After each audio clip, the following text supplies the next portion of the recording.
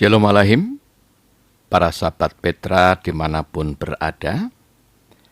Kita bertemu lagi di dalam Renungan Embun Pagi melalui pancar siar Radio Petra pada gelombang 105.7 FM yang senantiasa mengumandangkan kasih dan perdamaian. Sebab itulah dengan sesanti sudahkah Anda mengasihi orang lain hari ini. Semoga ini menjadi cara bagi kita terus mewartakan kasih, melaksanakan kasih dan mewujudkan kasih, hingga menjadi sumber inspirasi dalam kehidupan kita sekalian, sebab hidup ini harus menjadi berkat. Renungan Embun Pagi, edisi Rabu 18 Februari 2026, saya sampaikan berdasarkan kitab Yoel pasal 2 ayat 12 sampai dengan ayat 17 dengan tema menjalani hidup. Bersama dengan saya, Pendeta Purwantoro Kurniawan dari Gereja Kristen Jawa Ambarukmo. Sebelum kita mendengarkan firman Tuhan, mari kita berdoa. Kami bersyukur kepadamu Tuhan, sumber pertolongan kami. Engkau berikan hari baru bagi kami. Kami bersyukur. Dan Engkau lengkapkan kami dengan sabda anugerah kasih-Mu Tuhan. Sebab itu, karena Engkau lah yang menyatakan kasih karunia dan damai sejahtera melingkupi kami sekalian melalui pancar siar Radio Petra yang Kau jadikan berkat bagi kami sekalian untuk senantiasa dekat kepadamu, dekat di dalam hati dan kebersamaan kami sebagai persekutuan anggota tubuh Tuhan Yesus Kristus, siapapun kami ya Tuhan, dan kami bersyukur oleh karenanya. Roh Kudus menolong kami, menolong umat yang Kau kasihi, mendengar, menghayati dan melaksanakan firman Tuhan. Semuanya menjadi berkat, karena kami menaikkan doa di dalam nama Tuhan Yesus, Sang Sabda Sejati yang berkorban untuk kami sekalian hingga kami layak menerima anugerah-Mu. Amin. Kitab Yoel pasal 2 ayat 12 sampai dengan 17 saya sampaikan demikian. Tetapi sekarang juga, demikianlah firman Tuhan, berbaliklah kepadaku dengan segenap hatimu, dengan berpuasa, dengan menangis, dan dengan mengaduh. Goyahkanlah hatimu dan jangan pakaianmu. Berbaliklah kepada Tuhan Allahmu. Sebab Ia pengasih dan penyayang, panjang sabar dan berlimpah kasih setia, dan Ia menyesal karena hukumannya. Siapa tahu, mungkin ia mau berbalik dan menyesal, dan ditinggalkannya berkat, menjadi korban sajian dan korban curahan bagi Tuhan Allahmu. Tiuplah sangkakala di Sion, adakanlah puasa yang kudus, maklumkanlah perkumpulan raya. Kumpulkanlah bangsa ini, kuduskanlah jemaah, himpunkanlah orang-orang yang tua, kumpulkanlah anak-anak, bahkan anak-anak yang menyusu. Baiklah pengantin laki-laki keluar dari kamarnya dan pengantin perempuan keluar dari kamar tidurnya. Baiklah para imam, pelayan-pelayan Tuhan, menangis di antara balai depan dan mezbah, dan berkata, sayangilah ya Tuhan, umat-Mu, dan janganlah biarkan milik-Mu sendiri menjadi celah, sehingga bangsa-bangsa menyindir kepada mereka. Mengapa orang berkata di antara bangsa-bangsa, di mana Allah mereka?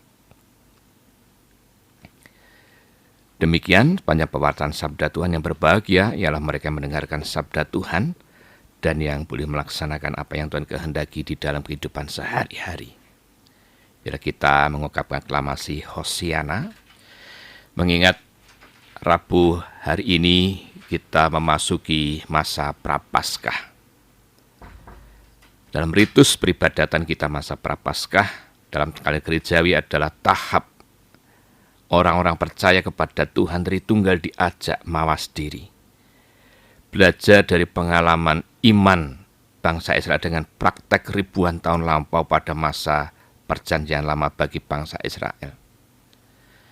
suasana kehidupan yang harusnya setia kepada Tuhan, suasana pertobatan kepada Tuhan, telah torehkan bagi mereka kehidupan yang ada dalam suasana tidak nyaman.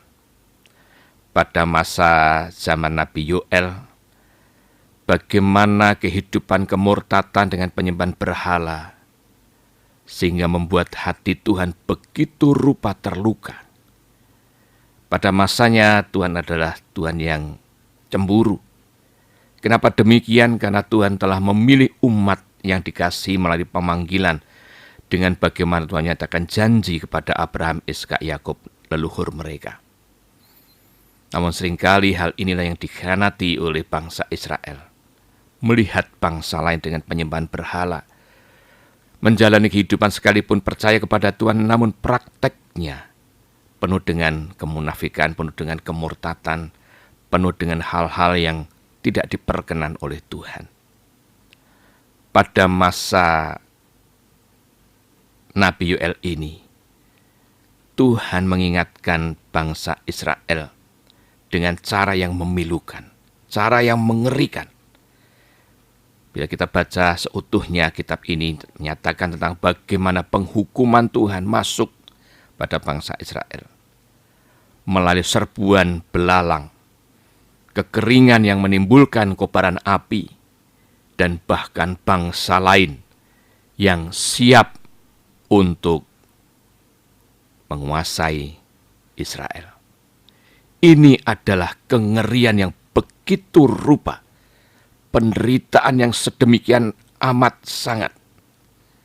Mereka berteriak, mereka mengungkapkan pertobatan kepada Tuhan. Tidak ada lagi makanan, kelaparan melanda. Tidak ada lagi aktivitas peribadatan. Nah, tidak ada yang dipersembahkan sebagai korban sajian kepada Tuhan. Mereka telah menjalani hidup sedemikian rupa dengan tidak taat, penuh dengan kemurtatan dan menduakan Tuhan. Maka pastilah Tuhan sang pemilik, Tuhan yang mencintai umatnya dilukai. Pada masanya, dalam kejaran bangsa Israel yang kelam itu, Tuhan memberi penghukuman. Namun demikian, Tuhan berbelas kasih. Tuhan adalah pribadi yang betul-betul menyayangi umatnya. Maka tiba waktunya panggilan Tuhan tertuju kepada bangsanya yang dikasih pada zaman Yoel ini, tentang bagaimana Tuhan mengingatkan, tentang bagaimana Tuhan menunjukkan cara umat menjalani hidup normal kembali, dipulihkan kembali. Dari sabda Tuhan kita belajar hikmat. Yang pertama, Tuhan ternyata masih memberi kesempatan umat untuk berbalik kepada Tuhan. Ruang untuk menerima pertobatan dari umat kepada Tuhan dibuka seluas-luasnya. Ini cara Tuhan yang begitu luar biasa. Agar apa? Ketika mereka berpaling kepada Tuhan, Tuhan tetap setia. Bahkan ada permohonan dari sang nabi, agar ketika mereka mengungkapkan pertobatan kepada Tuhan, disertai dengan pengharapan penuh, dan memastikan kemungkinan besar Tuhan akan berbalik kepada mereka, bahkan meninggalkan berkat untuk umat yang telah sempat berkhianat. Luar biasa. Tuhan memberikan kesempatan seluas-luasnya. Namun pertanyaannya, apakah mudah orang memanfaatkan kesempatan ini? Ini pertanyaan reflektif untuk saya, Bapak Ibu Saudara sekalian, bagi refleksi. Mengingat sebagai contoh, masa COVID-19 melanda. Apakah serta-merta menyadarkan orang kembali dekat kepada Tuhan? Justru semakin banyak orang yang serba nekat. Pada masa sekarang pun lepas dari masa COVID, kita mendengar, menyaksikan berita-berita tentang bagaimana pemimpin-pemimpin, wakil rakyat, orang-orang yang sadar akan hukum dan pemangku kepentingan hukum ternyata banyak yang tertangkap operasi tangkap tangan dari KPK. Mengerikan. Ini refleksi apakah bangsa ini, termasuk kita semua, sadar kesempatan yang Tuhan berikan sebenarnya luar biasa untuk hidup di dalam pertobatan. Bahkan peristiwa kebencanaan yang berlangsung pun, apakah mudah membuat manusia sadar untuk terlalu dekat kepada Tuhan. Ada banyak hal penyimpangan dari pelaksanaan penanggulangan bencana sampai pada pertanggungjawaban penanggulangan bencana. Inilah refleksi saya Bapak Ibu Saudara tentang kesempatan yang Tuhan berikan. Yang kedua, sabda Tuhan ini juga mengingatkan tentang bagaimana praktek hidup yang sesungguhnya ketika ingin dijalani dekat dengan Tuhan. Kesempatan yang dipergunakan betul-betul tertuju kepada Tuhan. Tidak ada cara lain, ada refleksi hidup ini membangkitkan semangat spiritualitas dengan kekudusan. Menjalani hidup kudus. Memulai praktek hidup kudus sebagaimana Tuhan kehendaki. Peribadatan yang kudus di hadapan Tuhan, bukan peribadatan yang semu. Bukan peribadatan yang semu. Bukan peribadatan yang hanya lahiriah. Maka ada ungkapan koyakkan hatimu, bukan pakaianmu. Tuhan benar-benar melihat kedalaman hati manusia. Karena kedalaman hati manusia ketika memutuskan sesuatu dengan perilaku hidup yang baik, yang benar, yang kudus di hadapan Tuhan, Tuhan sangat senang.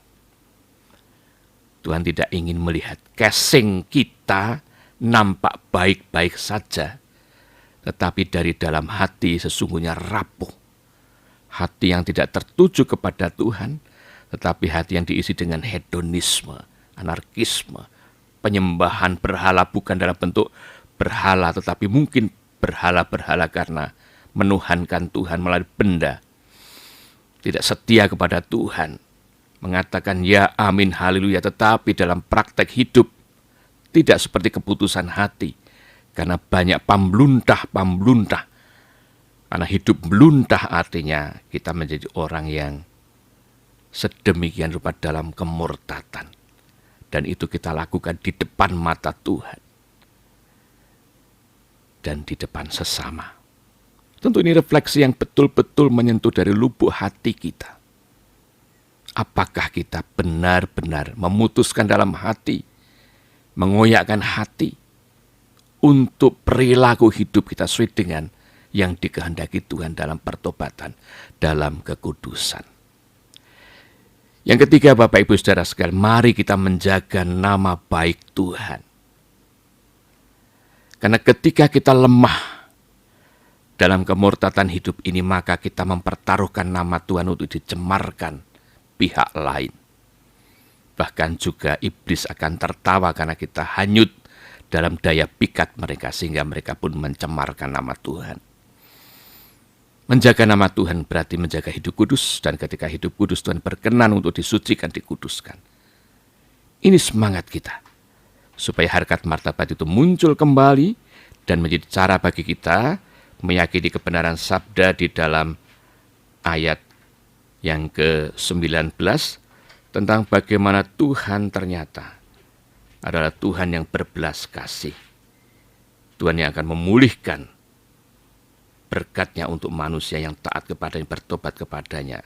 19 demikian, Tuhan menjawab, katanya kepada umat-Nya, sesungguhnya aku akan mengirim kepadamu gandum, anggur, minyak, dan kamu akan kenyang memakannya. Aku tidak akan menyerahkan kamu lagi menjadi celah di antara bangsa-bangsa. Inilah janji Tuhan. Mari kita pegang teguh janji Tuhan. Menjalani hidup dengan setia kepada Tuhan. Tidak lagi menyimpang ke kanan ataupun ke kiri, namun lurus kepada Tuhan. Peristiwa bangsa Israel dengan segala penderitaan, karena kemurtatannya akan Tuhan pulihkan dengan cara ketika umat bertobat dari anak-anak, remaja, pemuda, orang tua, hingga pemuka-pemuka agama. Ini juga kritik bagi para pemuka agama, termasuk saya.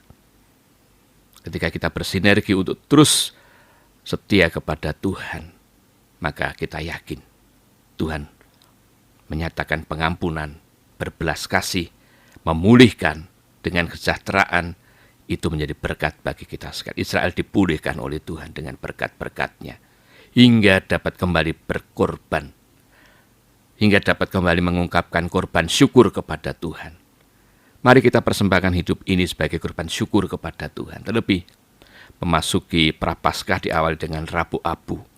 Siapakah kita? Kita ini debu, kita ini kecil, kita ini tanah, namun berharga di mata Tuhan karena karya Tuhan yang luar biasa. Terlebih kita mengingat pengorbanan Yesus Kristus, Tuhan dan Juru Selamat kita, adalah berkat yang luar biasa. Kita dipulihkan dalam relasi yang benar kepada Tuhan. Mari kita jalani hidup setia sesuai dengan kehendak Tuhan, hingga kita terus berefleksi menjaga hidup kudus, dan nama Tuhan sungguh kita tempatkan sebagai rupa dalam hormat dan kemuliaan-Nya. Di antara bangsa-bangsa, di antara banyak pihak, kita menjadi umat yang hidup dalam kondisi yang diberkati oleh Tuhan selama-lamanya. Amin. Mari kita berdoa. Kami bersyukur kepadamu Tuhan, sabda-Mu menolong kami untuk memiliki daya semangat di dalam menjalani hidup dengan keputusan hati, karena iman, pengharapan, dan kasih kepada Tuhan. Spiritualitas yang kami wujud nyatakan dalam laku kehidupan. Dalam kebersamaan ini Tuhan, dalam kebiar kehidupan ini Tuhan berikan kami kemenangan. Karena kami beroleh kesempatan, Tuhan berikan belas pengasihan-Mu Tuhan dengan pengorbanan yang begitu luar biasa. Sejak masa perjanjian lama, di zaman Tuhan Yesus yang setia untuk kami sekalian, kami hidup dalam bimbingan Roh Kudus. Maka kami mau menjalani hidup sesuai dengan kehendak-Mu Tuhan. Memasuki masa Prapaskah dengan Rabu Abu di hari ini, Engkau menolong kami untuk sadar diri siapakah kami ini Tuhan. Ciptaan-Mu yang ringkih, yang lemah. Namun Engkau berikan kekuatan, hati, pikiran, tutur, dan sikap menjalani hidup sesuai dengan kehendak-Mu. Berkati gereja-gereja ketika melaksanakan kegiatan gerejawi, dari anak, remaja, pemuda, dewasa hingga yang adiuswo, menjadi pribadi-pribadi yang semangat menjalani kehidupan spiritualitas, secara khusus dalam peribadatan, dan secara khusus pula hari ini dengan perayaan Rabu Abu, mengenang, menghayati apa yang menjadi titik terendah dalam kehidupan kami, namun Engkau berikan daya kekuatan karena iman, pengharapan, kasih kami kepada Sang Kristus Yesus, dengan kekuatan Roh Kudus yang bekerja. Mampukan kami Tuhan menghayati kehidupan ini secara khusus hari ini, dengan semangat ketika bekerja, berwirausaha, dalam purna tugas, masa liburan yang bersamaan dengan awal bulan puasa. Bagi umat muslim, kami juga meyakini toleransi di antara kami semua dalam kehidupan berbangsa dan bernegara. Ketika kami hari kemarin menghayati Imlek, tahun baru, saudara-saudara kami dari Tionghoa menghayati tentang bagaimana kebersamaan toleransi kami dengan umat beragama, adalah cara bagi kami untuk terus menempatkan kesukacitaan kami dalam kehidupan bersama antar umat beragama, antar etnis, siapapun kami Tuhan, dengan tetap menjaga nama Engkau Tuhan kami, Tuhan yang kudus, sehingga dengan demikian kami dapat menjalin relasi dengan baik, benar, dan bertanggung jawab. Berkati saudara-saudara kami yang bergumul dalam kondisi kesehatan yang memerlukan perhatian secara khusus untuk pemulihan kekuatan kesehatannya. Berkati layanan gereja melalui yayasan, lembaga, apapun yang ada untuk menjadi berkat bagi kehidupan ini.